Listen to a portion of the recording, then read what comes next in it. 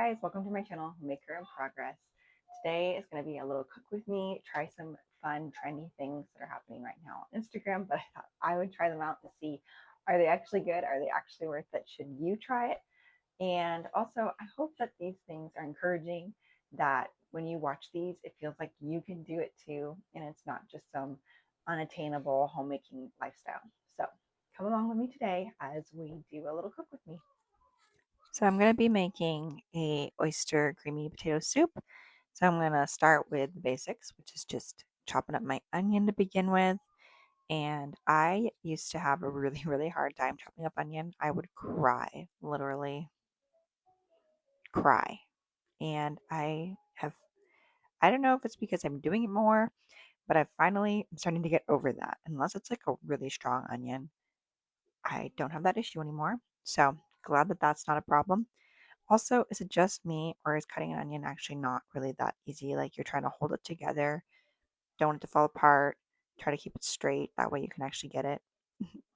And my chopping skills leave much to be desired, but it gets the job done. And then clean that up and getting those carrots peeled. I was trying to peel them there, but then I decided that was not going to work very well. So peeled those over the garbage. Add some oil to the pan, and I'm going to add the onion in first and get that sauteed.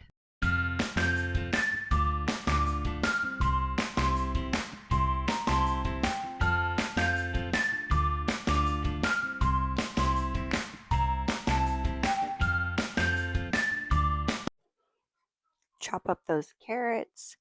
I like to eat raw carrots anyway. I feel like they've been super helpful for my hormones. So I usually end up chopping an extra one or two so that I can eat that instead of using all of them for the soup. But I think I used like 2 carrots here. And that's kind of like my go to number is like 2 to 3 carrots for a batch of soup. And it kind of doesn't matter how big or small that batch is. And up next, my celery.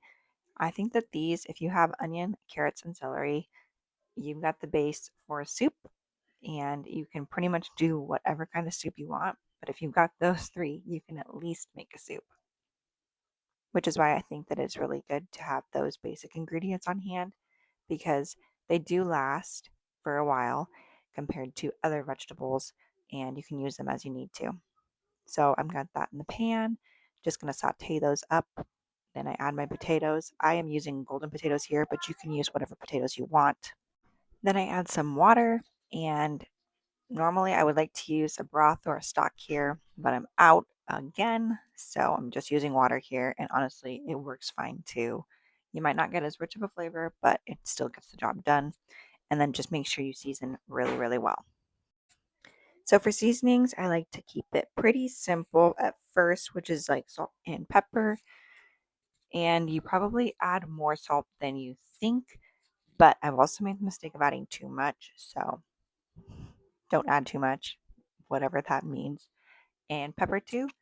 But when it comes to soups, the seasoning, you need to do more than you think so that you can actually get a flavorful dish.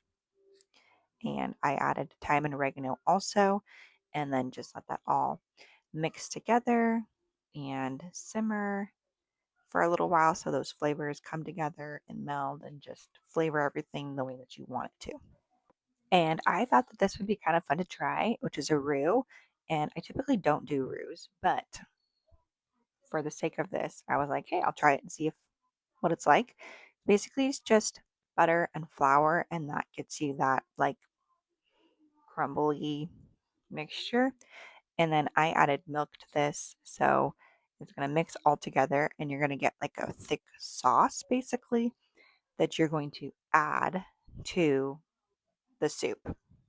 And this is like one of those fancy things you see in a cooking show, but I thought it would be fun to try. So here we are, and I was like super happy. It actually turned out, guys.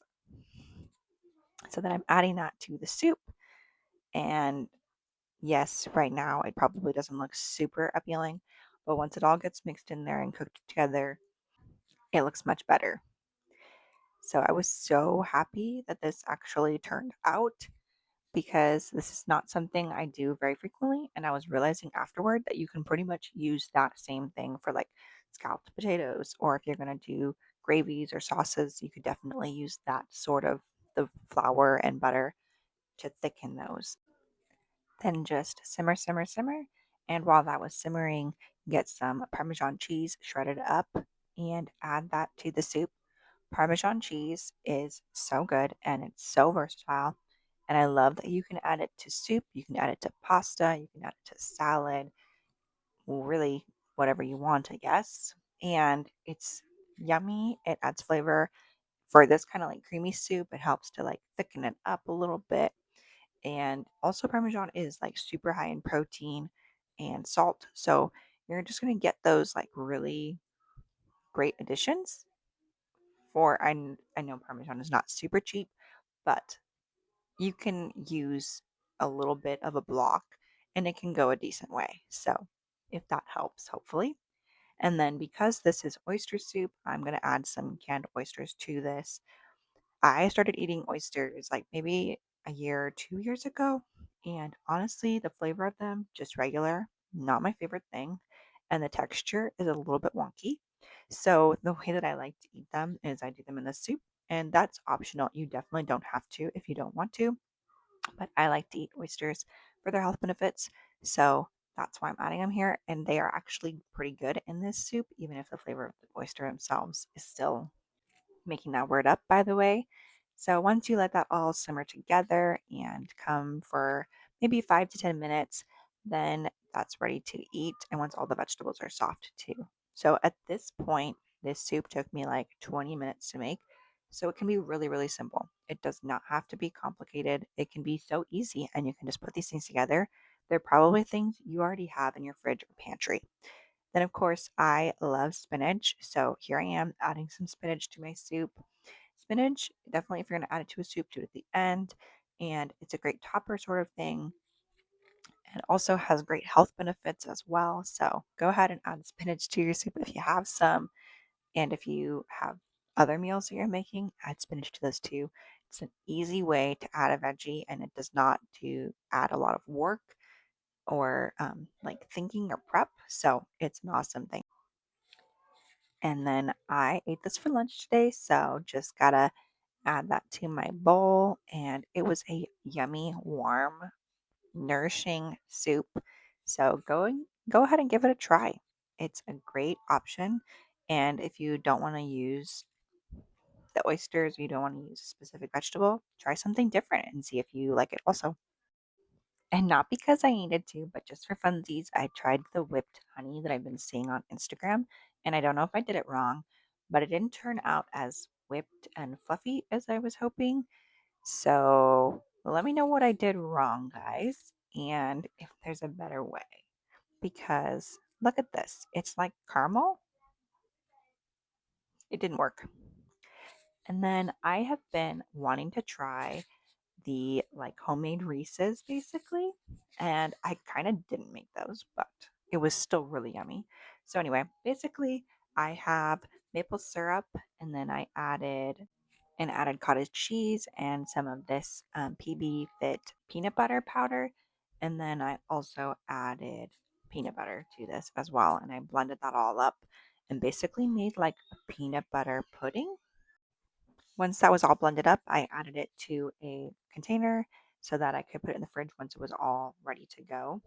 And then I made the chocolate topping. So basically, I've got some chocolate chips here, and then I'm going to add coconut oil to it.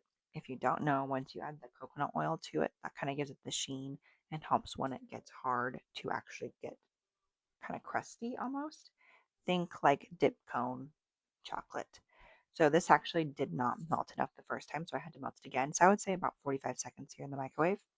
And then I topped the peanut butter pudding mixture, whatever you want to call that, with the chocolate and just spread that out so that it's covering everything as well as you can.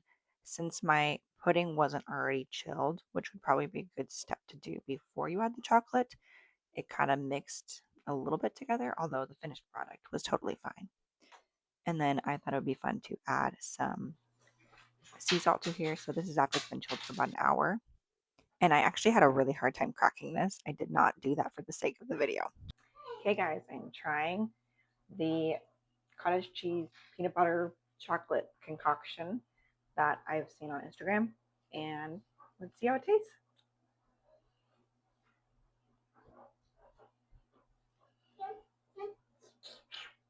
It's actually delicious. Like, so good.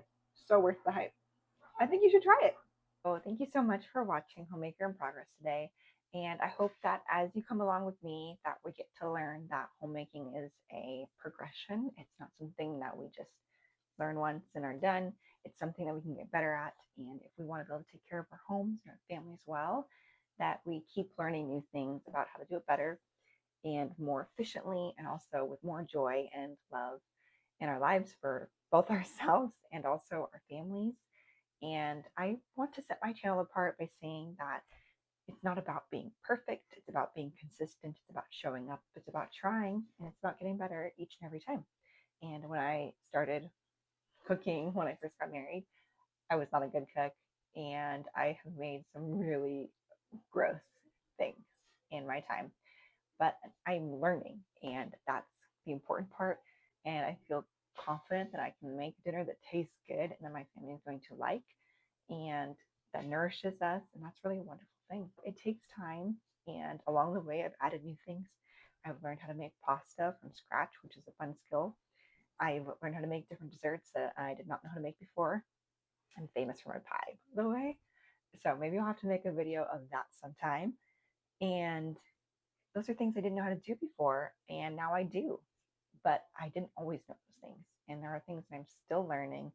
And so I hope that this is an encouragement for you. Homemakers don't need to be perfect, they just need to be in progress and growing and learning. And that's the important part. So thank you again for watching. I hope you guys have a great rest of your weekend and come back again.